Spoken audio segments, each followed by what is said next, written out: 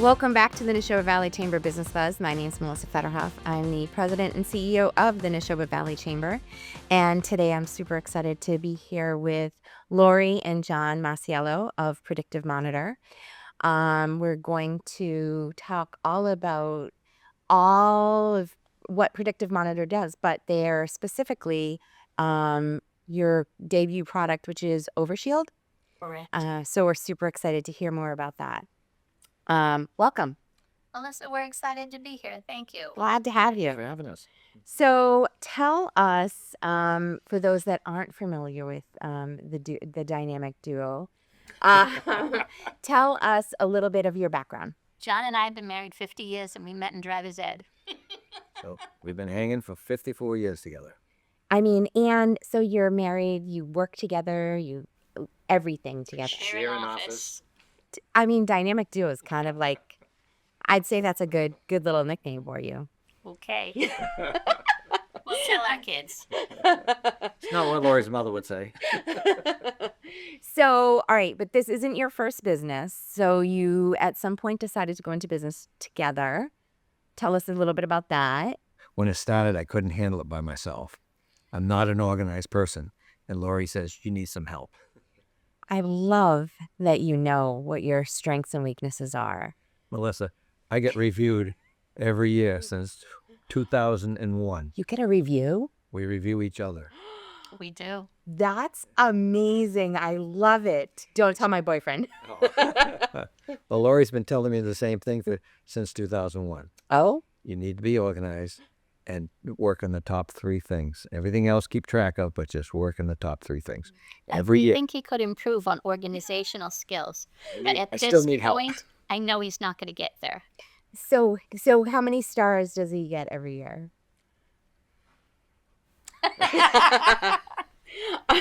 I save him from the years before, and to kill. Oh, I love that. As the flip side, he always tells me I'm amazing.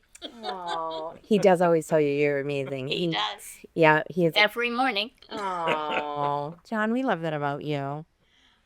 So let's talk about Predictive Monitor. Let's jump into Predictive Monitor. So when did you? This is a newer company. It's 4.5 years old now. Full 4. I guess we're in June. 4 years old. Started in March. Okay. Years ago. All right. And so tell us what Predictive Monitor is. Well, it's a very new concept. So we always have to backtrack to our early days. So we were at Masiello Services for almost 40 years. Sold that 4 years ago, 4.5 years ago. And a few months later, they sold us back the piece they didn't really want. And we renamed it Predictive Monitor. So for us, it's the same industry. It's the same customers. We're providing solutions that they need. And what does the product do? So at Masi, we stored customer products in refrigerators, freezers, warehouses. And we kept thinking if that alarm goes off in the middle of the night, we only lived 0.8 across the street. Mm-hmm. So we could be there in a split second. But that's not a workable solution. So where is the new technology we could put in place? So we ended up calling it Predictive Monitor. It's a software as a service solution. And it gives us signs of early warnings. So it's not an emergency. It's not at 2 a.m. on the weekend call. It's an early warning that Monday morning, this is the focused maintenance you should be having. But it's not about moving product. It's not about lost product. It's an early warning. You have plenty of time to head off the problem. That's awesome. I actually recently had the opportunity to come to your facility and get the tour, and your team kind of walked through the process, the product and the process, and it was really interesting because this is all a little bit of my brain, the way my brain works. Very specialized. It is. Oh. But I actually started to, I understood it the way that You did a great job. they did an explaining it. amazing job. And so that was I was glad to be able to go to that and learn about it. So Oh, but Laurie's coined the term "early warnings predict success," and in the pharma industry, you have the typical notification which is required by the FDA. It's called the minimum requirement, is that it has to be monitored. So whether it be a freezer, a refrigerator, or some environmental chamber, or a warehouse or so, you have limitations. And as long as it's within the limitations, everything's good. And that's the minimum. So if it goes out of spec, that's when everybody's hair's on fire and you have to react. And what we've created, we started doing this in 2015. We started monitoring more sensors, more points before the piece of equipment. And we're able to determine by looking at it, we could see something's wrong. We could see anomalies. But back then, we had to look at the data, on a frequent basis, maybe once a week, once a day, what have you. Well, now the software, the team that we have put together is incredible. They're able to develop the software using AI and ML and be able to look at the data without people staring at it 24/7. And then it just pops up. The advancement in technology Huge. since 2015 is huge. And we've been riding that wave. So you mentioned you came to a site, so you know how tight we work. Yep. And we're buying a new building. You are. Where are you buying a building? It is only 3 minutes away from our other location. So, but with the help of our dear friends at Main Street Bank, they're financing our mortgage. Nice. That's great. So we have more than twice as much space as we do now, and it'll give us time for another open house. Great, because so the funny thing, I think the first time that you had one of your, well, that I was invited to say a few words, I was like, we'll be back in a few years. And every few years, you're like calling and like, hey, we have another thing to celebrate here. And we love it. We So, kept growing at Masi, and it would always be the new building, the new product line, the new something, yeah, and the new investments. It's Yeah. a big deal. keeps you young though. What do you think? Does it keep us young? What are you going to be in 3 more years? Where do you want to be? On a beach, maybe? Oh, on a beach? Oh, We'll see. We'll see. There's no direct plan for that okay. yet. All right. She was saying that for a long time. Okay. Well, you can still monitor from a beach. That's the joy of this product, right? Is that it's embedded in the equipment, and so Yeah. just send you the reports and you do your thing. Yeah, all I have to do is just click a button somewhere, right? It's that easy. I love it. Maybe your job could do that too. Oh, someday, maybe. I don't know. I like getting up and getting out of the house, and although going to the beach would be nice. Okay. So let's talk about why would one of your prospective clients hesitate about possibly, this option for them? In a post-COVID world, budget. Okay. Yeah. Okay. And because of the technology is quite advanced, and because of the traditional companies looking for out of their budget, and their budget has preventive maintenance budget, you must fix it on time base, and that's the budget they're looking for. And so if they say, well, if I'm going to put money into to predict when it's going to fail, then where does that come from? So they've already scheduled these things, so they have to figure out where to get the money from, and that's a difficult factor. Yeah. But that's what we're changing. So they have planned scheduled maintenance. At Masi, we used to have the daily maintenance, the weekly maintenance, the monthly, the quarterly, the annual. They were all different setups. They were checklists to follow. And we're saying you don't have to go in and replace all these filters on June 15th because your calendar told you to. Right. Your predictive system would tell you one filter is clogged, change that one, save the money on the others. And that's where you see, they might see the cost of our unit is this, but then the cost of the maintenance they're not performing is this. The cost of the breakdown they're not having goes to the cost of our system. It's a shuffling of the buckets for sure. Mm-hmm. And definitely, I've, over the years that I've been here at the chamber, I find that marketing and computers, support, IT, all of that type of, infrastructure, those are the things that tend to go first in a budget. The interesting part is for IT, if IT in a business, everything is fine, you haven't had any issues with computers or what have you, then why do you need them, right? As soon as they're gone, all hell breaks loose and you have a problem. Right. Same with this, right? If we put predictive on there, initially, right, you have a lot of things that you have to fix, because what we'll do is we'll let them know as soon as we put this on a piece of equipment, we give them a report card. Mm-hmm. Report card categorizes in a letter, like school report card, where the status is of each piece of equipment. And what you would want to do is you work on the worst case situation. So if somebody had a D, that's the first in the top of the report card. And as you work on that, it may be working fine, but it might need to be optimized, or it might be problems with it that it's going to fail. You want to focus on that. So eventually, when you have all your A's, you come home with your report card and you have all A's, what complaints do you have from your parents? Not much. Anything else is what you want to focus on to bring up. And that's what we've done. We've done the same scenario. Great. That's great. What are the biggest risks that organizations tend to overlook when the equipment is working fine? That there will be a pending failure. Yeah. They don't know about it until it happens. And that's where our system gives them that time. You can't buy time. The system buys time. So again, no more 2 a.m.s. The whole paradigm shift of not being up in the middle of the night and then having an emergency. Those drugs that are ready to go to market are now getting too warm. They won't make it. The patients won't be getting it on the other end. The whole paradigm shifts when you can go in and Monday morning and say, these are the 5 things I really need to focus on. Not changing all those filters, not doing all of this work. It's just, where do I need my attention focus to, again, optimize or maintain these chambers in the best position? Those drugs are too important. They have to get to market. Mm-hmm. In the pharma industry, it's common for them to have redundancy in the systems. Other industries, it's not. Okay, and so there's a myth of the redundancies. People simply say, "Hey, I've got one if case that one fails," and what happens is frequently is when one fails, the other turns on. Nothing notifies them that the other one's down. So now, So you're seeing the chamber's running fine, because that's but the you monitoring don't system. know the alternate system is down. But our system would tell you nothing's happening over here. You have to look at that.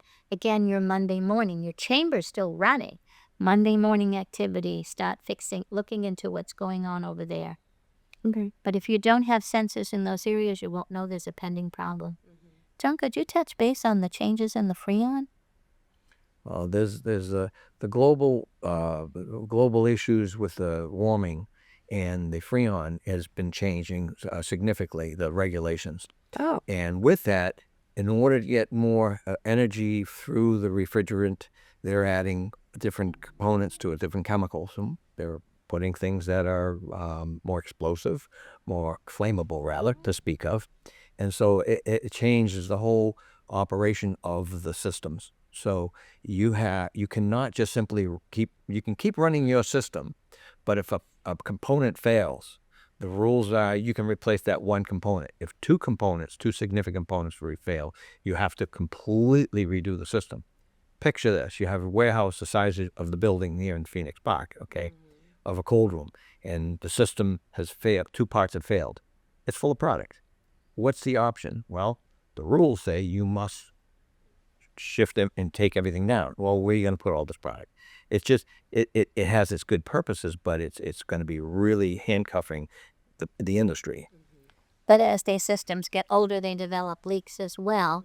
And then they're having an environmental issue with Freon entering into the ozone. Yeah. So their EPA fines, insignificant. So we would like to tell them when they have a little tiny leak, Yes. that there's a warning. Right. And they could go in and do something about that instead of the catastrophic one. Right now, the industry has set standards for alarms for human health. So if the Freon has Level went to, say, 500 parts per million, then it would be an alert to clear the area. Okay. And, well, what if it's... by then it's an EPA disaster. Right. Yeah. And it also impacts the CEO, frequently impacts the CEO of these global corporations on their KPIs, because this is a noted issue. And it also, when it affects... I'm going to tell you a funny story about the car. So John went to buy a new car, and I didn't care what it looked like. He brings me in at the last minute saying, oh, this is nice. It's I'm going to say a big minivan SUV. You press the button and the back seat goes in. This is awesome. Fancy, yeah. And so we're sitting down, and I just happened to say to the salesman, how many miles per gallon does this get? And I think he said 8. a bad number. So I said, our customers are signatories to the UN Pact on Sustainability, we can't buy a new car that has 8.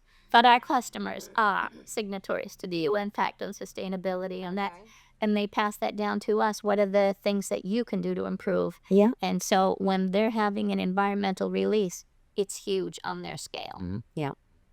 Wow. And it also impacts because what happens is in a global company, because they have an issue, maybe they're chillers, which is a major part of the lifeblood of an organization of a manufacturing. Yeah. And if something goes wrong, that goes around the world, and all of a sudden somebody will say, "Well, we can't send it to that site," even within the company. Right. That can impact their facility. So it's super important. I mean, bottom line. Early warning. Yeah. Critical. Yeah, absolutely. So let's pivot a little bit. You mentioned our friends at Main Street Bank, who we love. How has being part of the chamber supported your multiple businesses that you've had with us? Well, to start with, we had a big bank before, and we weren't even a fish in that ocean. Okay. And then when we went to Main Street, previous name, Yeah. when we went to Main Street, it turned out that we were really a fish in a little pond. And then it turned out, that pond. We became the barracuda in that pond. And then but it was of support from them. Yes. Main Street Bank has been fabulous to us. And there's just been so many events that you guys sponsor that we have attended. We've met so many people. There's less customers for us in this chamber farmers, but there's labor pool for us for sure. And at Masi, when we left, we had 202 employees. So a lot of them are certainly from this area. Nice. And John and I tend to go to as many events as we can. You do. We love seeing you there. Yeah. And I was on the board for a while. You were. And Yeah. now I'm not. Yeah. There are options to come back. So When we sold our business, we went to we got an award from called Deal Makers, and they're explaining to us how we were so successful. Our attorney nominated us, and you get to tell your story. It's kind of cool. But then there's all these seminars that you go to, and they say, "Oh, now that you're retired, you should take your executive level skills." That's what their story is. Yeah. And then you go get on some boards, do this, do that, and I'm thinking, I did all that. I was working while I was on those boards, while I was volunteering in the industry. Yeah, all that stuff. Yeah. But certainly there's so many friends that we've met through the chamber, and just love the events. yeah. So The annual meeting is important. Yeah. So, and this year you moved the date. I know. Oh, there's so many things we could say about that. So let's jump again. Let's do some rapid fire questions. What's more important in your work, precision or speed? Precision. Okay. Ooh, they both agree on that one. We don't usually agree on anything, to be honest. But that was super important. Okay. All right. Biggest misconception about equipment monitoring. Our company name is Predictive Monitor, and people assume that is you just monitor. They missed the prediction part. Yeah, it's the first word. Mm-hmm. Okay. A leader or innovator who inspires you? The leader. I had a feeling you were going to How about you, Law? I was unprepared for that one. Your finger pointing at you? He's so bad to me. He is fresh. All right. What's one thing people would be surprised to learn about your work? They wouldn't be surprised how diligent and dedicated we are. That's the given. Yes. I think they know we have fun at work every day. You guys do. Yeah, I 97 and 98-year-old and 93-year-old aunt and uncles have said they wanted to come join us at work because everybody's having fun there. You do. That's one of the things that I can say that also about the environment that you create for your team really is amazing. I feel like we've given you an award once because of it. But the things that I remember at Massey, you had an on-site chef. corporate nanny. I mean, just some of the things Maybe they'd be surprised to hear we do not have Andrea on staff now. But did she show up at your? She did our She open was. house, of course. She did our 50th anniversary party. She does our company Christmas parties. So she's a friend. Yes, Yes. absolutely. Nice. I love it. So It's culture it is. over strategy, Yeah. 100%. Nice. No, So, a lot of companies could benefit from that. Mhm. So, is there anything that we missed that we didn't mention that you need our listeners, the viewers, to hear about? We have almost 30 people, and they are just experts in their field. They are passionate, driven. yes, Yeah. innovative. They come up with things you won't believe. ChatGPT, I think we have advanced versions of that, but it is so amazing the things they're coming up with. Our young engineers are right now coming up with a new website based on ChatGPT. Don't even ask me how that happens. We shifted. But, yeah. We had a meeting, our annual semi-annual meeting, quality management review meeting, and Laurie says, we need to focus. This is where our energy is. The focus is on sales and marketing, what have you. Sales and urgency. You already forgot it. Excuse me, urgency. Thank you. See, and what happened is all of a sudden our team came back and said, "This is what we're going to do." They took half of the engineering I team love it. have shifted to marketing, okay, which is very successful in our Masi days, where we said, I want somebody to let's look into it. And it's very important because who created the web? Engineers. Who created websites? Engineers. George Bush. No, Al Gore. Sorry. Al Gore. Wrong one. He's not an engineer, he's a politician. So, all right. So, if somebody wants to learn more, get in touch with you, how can they find you? PredictiveMonitor.com. All right. Of course, you can always just Google Laurie Masiello. I think I'm the only one. Okay. All right. Are there multiple John Masiellos? There are. Okay. Including our grandson, Oh. who joined the Navy. Our grandson did an internship with us, and he said, I don't know how long you two will be doing this, so the opportunity to work with you is so amazing. Oh, I love He that. is such an amazing person. And we thought for sure he was the next generation. He went to trade shows with us. He's got Papa's name, so everybody remembers his name. Yeah. Where's John Jr., they would all say. And then he told us, I think it was March of his senior year, even though he had 2 scholarships, he said, my heart told me to join, to serve my country. So he joined the Navy, and right now he's at Camp Lejeune. Wonderful. Wow. He's a really special person. That's awesome. Well, I'm not surprised to hear that one of your grandchildren is an amazing human. I'm really There are not. 3 other amazing humans too. They just don't share Papa's name. He's just the first. He's the first in the front. So there's others to follow. Yeah. And All right. they are.